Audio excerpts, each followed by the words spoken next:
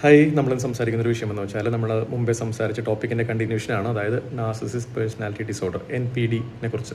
അപ്പോൾ ഈ NPD ഉള്ള ആളുകൾ പൊതുവേ അവർ ഒരു റീകൺസിലിയേഷൻ, അതായത് റിലേഷൻഷിപ്പിൽ ഇഷ്യൂസ് ഉള്ളപ്പോൾ അത് റീകൺസിൽ ചെയ്യാനായിട്ട് അവർ ഒട്ടും തന്നെ താല്പര്യപ്പെടില്ല. അതിൻ്റെ ഒന്നാമത്തെ ഒരു കാരണം എന്ന് വെച്ചാൽ ഇവരുടെ ഒരു സിംറ്റമാണ് ഈ മാനിപ്പുലേറ്റീവ് ബിഹേവിയർ എന്നുള്ളത്. അപ്പോൾ ഇത് ആളുകൾ ഒന്ന് റീകൺസിൽ ചെയ്യാൻ വേണ്ടി ഫ്രണ്ട്സ്, ഫാമിലീസ് അല്ലെങ്കിൽ ഒരു പ്രൊഫഷണൽ ഹെൽപ്പിൻ്റെ ഒരു സിറ്റുവേഷനിലേക്ക് വന്നു കഴിഞ്ഞാൽ അവിടെ കാര്യങ്ങൾ ഓപ്പണായിട്ട് സംസാരിക്കേണ്ടി വന്നാൽ ഇവർ പറഞ്ഞു വെക്കുന്ന മാനിപ്പുലേറ്റീവ് ആയിട്ടുള്ള കാര്യങ്ങൾ ആളുകൾ മനസ്സിലാക്കുമെന്നുള്ളതുകൊണ്ട് തന്നെ ഇവർ ഒട്ടും തന്നെ ഈ ഒരു റീകൺസിലിയേഷൻ എന്ന് പറഞ്ഞൊരു പ്രോസസ്സിന് തയ്യാറാവില്ല. അതുപോലെ തന്നെ ഇവർക്ക് വേണ്ടത്, കാരണം ഇവരുടെ നീഡ് എന്ന് പറഞ്ഞാൽ ഇവരുടെ ലൈഫിലെ ഡിഫിക്കൽട്ടീസ് അല്ലെങ്കിൽ ബുദ്ധിമുട്ടുകൾക്ക് ഒരു സൊല്യൂഷൻ അല്ല ഇവർക്ക് ഒരിക്കലും വേണ്ടത്. ഇവർക്ക് വേണ്ടത് ഇവരുടെ പാർട്ട്ണറിനെ വളരെ ഒരു മോശപ്പെട്ട വ്യക്തിയായി ചിത്രീകരിച്ചുകൊണ്ട് മാനിപ്പുലേറ്റ് ചെയ്തുകൊണ്ട് ഇവരാണ് ആ പാർട്ട്ണറേക്കാളും നല്ലൊരു വ്യക്തി എന്ന് കാണിക്കാനാണ് ഇവരുടെ ശ്രമം.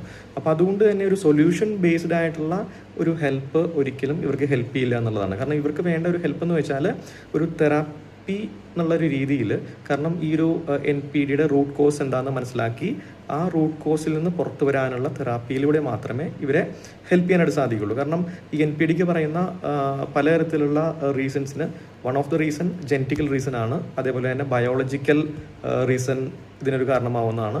അതേപോലെ തന്നെ ഒരു റീസൺ എന്ന് പറഞ്ഞാൽ ചൈൽഡ്ഹുഡ് ട്രോമ, അതുപോലെ അപ്ബ്രിങ്ങിങ്ങിൻ്റെ സമയത്ത് പാരൻസിൽ നിന്നുണ്ടാകുന്ന നെഗ്ലക്റ്റ്, അതല്ലെങ്കിൽ പാരൻസിൽ നിന്നുണ്ടാകുന്ന ഓവർ അഡോറേഷൻ, അതായത് എൻ്റെ മകൻ അല്ലെങ്കിൽ മകൾ വലിയ എന്തോ ആണെന്നുള്ള രീതിയിലുള്ളൊരു പെരുമാറ്റം.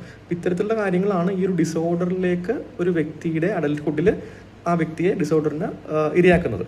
അപ്പോൾ ഇത്തരത്തിൽ ആയിക്കഴിഞ്ഞ ഒരാൾക്ക് തീർച്ചയായിട്ടും ഒരു മീൻസ് ഫ്രണ്ട്സ് ഓർ ഫാമിലി എന്ന് പറഞ്ഞൊരു രീതിയിൽ ഇരുന്ന് സംസാരിച്ച് കാര്യങ്ങൾ സോൾവ് ചെയ്യാനായിട്ട് ഒരിക്കലും സാധിക്കുന്നതല്ല.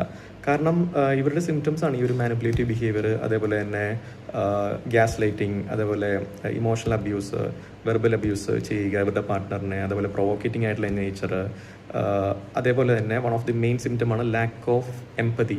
ഇവർക്ക് ഇവരുടെ പാർട്ട്ണർ കടന്നു പോകുന്നത് എത്രമാത്രം പെയിൻഫുൾ ആയിട്ടുള്ള, സഫറിങ് ആയിട്ടുള്ള, അല്ലെങ്കിൽ സ്വയം ഇല്ലാതായിക്കൊണ്ടിരിക്കുന്ന അവസ്ഥയാണെന്നുള്ളത് ഇവർക്ക് മനസ്സിലാക്കാനായിട്ട് സാധിക്കില്ല.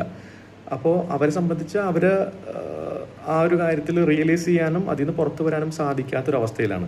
അപ്പോൾ അതുകൊണ്ട് തന്നെ ഈ ഒരു NPD ഉള്ള ഒരു സിറ്റുവേഷൻ ആണെങ്കിൽ, മീൻസ് ഒരു മാരേജിൽ one of the spouse is going to from NPD, then അവിടെ തീർച്ചയായിട്ടും ഒരു പ്രൊഫഷണൽ ഹെൽപ്പിൽ കൂടി കടന്നുപോയാൽ മാത്രമാണ് ഈ ഒരു അവസ്ഥ മറികടക്കാനും ആ ഒരു ഫാമിലി അറ്റ്മോസ്ഫിയർ കുറേ കൂടി ബെറ്ററായ രീതിയിൽ കൊണ്ടുപോകാനായിട്ടും സാധിക്കുകയുള്ളൂ. Thank you. ഹായ്, നമ്മളിന്ന് സംസാരിക്കുന്ന ഒരു വിഷയം എന്ന് വെച്ചാൽ